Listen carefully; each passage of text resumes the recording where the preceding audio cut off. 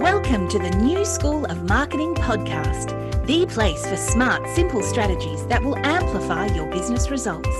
Sharing practical tips, insider knowledge, and actionable advice because marketing is something that every business owner can do. Now, let's get started. Introducing your host, Bianca McKenzie, mum, lover of snow sports, camping, horse riding, and in-demand launch strategist and Facebook advertising knowledge bank. Welcome back, or if this is your very first time tuning in to an episode of the New School of Marketing podcast, a really big welcome to you. Marketing is such a big topic, and it's so hard to know what to focus on first, especially when you're starting out. Do you build that super cool website first? Do you connect with a designer and get a logo created? Do you start talking on social media? Or do you join a networking group? There are so many different things that you can be doing. And in this episode, I want to talk about where to start when you're first starting out and marketing your business on a budget. Let's rip off the Band-Aid first and tell you the biggest piece of advice. Here it is. Don't do all the things. There, I said it. Don't do all the things.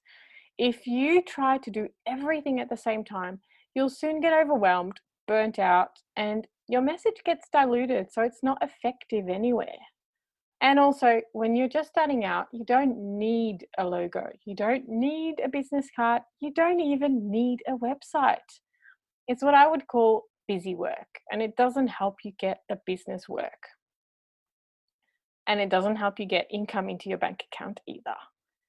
Sure, there's a place for all of it, but it's not necessarily when you're first starting out. So let's talk about what you should be doing instead. Here we go. First, number one thing, identify your audience. Who is it that you help best? Go really deep with this in finding out who your ideal client is, because it will help you find the right people more easily.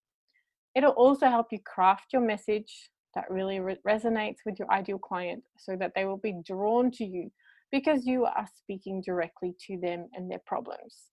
Don't skip this step. Knowing your ideal client and your ideal audience is extremely important. Even now, when my clients come to me, and these are people that have been in business for a while, these are people that are already running a multi-5 or a multi-6-figure business, even then, we still go through the ideal client exercise. It's a really good refresher for them, but it also helps me get into the headspace and the mindset of their ideal client so I can run better Facebook ads for them. So don't skip this step. Identify your audience, identify who that person is, and really get into their headspace. It'll really help you. Number 2, find out where they spend their time. So once you know who your ideal client is, you need to find out where they spend time. Do they spend the majority of their time in their inbox or in Instagram? Do they prefer consuming content via podcasts or blogs? Find out where they hang out so that you can connect with them. And then number 3, reach out to them through one channel only. Now that you've found out where they spend time, pick one of those places. One, not more, one, and start connecting with your audience. Why do I suggest picking one channel only? Because trying to be everywhere will be overwhelming and it will dilute your message and your focus. Do one thing very well first, and after that, you can try other channels. So if your audience spends time on Instagram, start by using that as your main platform. Don't worry about Facebook. Don't worry about LinkedIn. Focus on the one thing.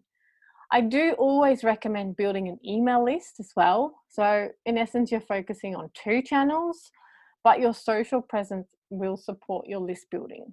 If you want to know more about list building, what it is and why it's important, listen back to episode 3 where I dive deeper into this topic. Number 4 step that you need to take is focus on personal connection rather than one-to-many conversations. So once you've picked your one channel, Start focusing on making connections rather than trying to speak and appeal to everyone. Identify a few of your ideal clients on their channels or on that one channel and start commenting on their posts. Start really engaging with them so that you become seen, you become known, and you start really building relationships and friendships. Obviously, don't be spammy and offer what you do straight away. Be conversational and helpful. It's about building relationships. And if these relationships result in sales early on, then that's a bonus. Oh, of course, you definitely want to let people know what you do and how you can help them, but it shouldn't be the first thing you connect with unless your audience is asking for it. Go for the personal connection and the relationship building first, and that will take you a long, long way. Number 5 is focus on income generation first. Keep in mind why you're running a business, and don't forget that one of these reasons is to make an income. A business that doesn't make any money isn't really a business. While I suggest that you don't come off as spammy and desperate, I do want you to make offers. Tell people what you do. Tell them how you help your audience. Someone will be listening, and you never know where that message ends up.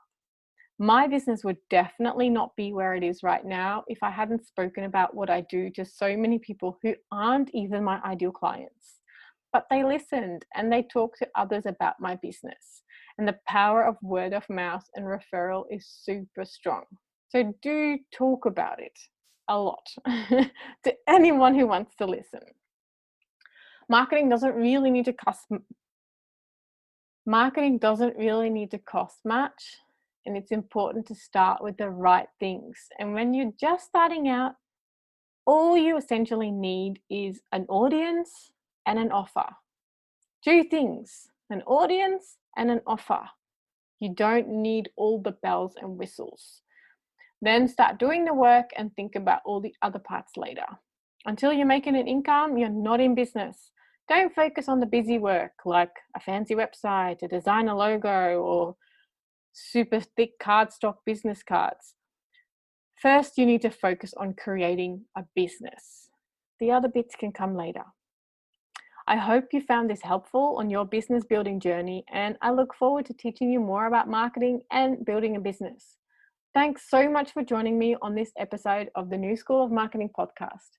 If you're ready to take your business to the next level with Facebook and Instagram advertising, make sure you visit newschoolofmarketing.com to download practical, free resources, plus subscribe to the podcast and never miss an episode. I can't wait to go on this journey with you. Until next time, take care and market your business every day.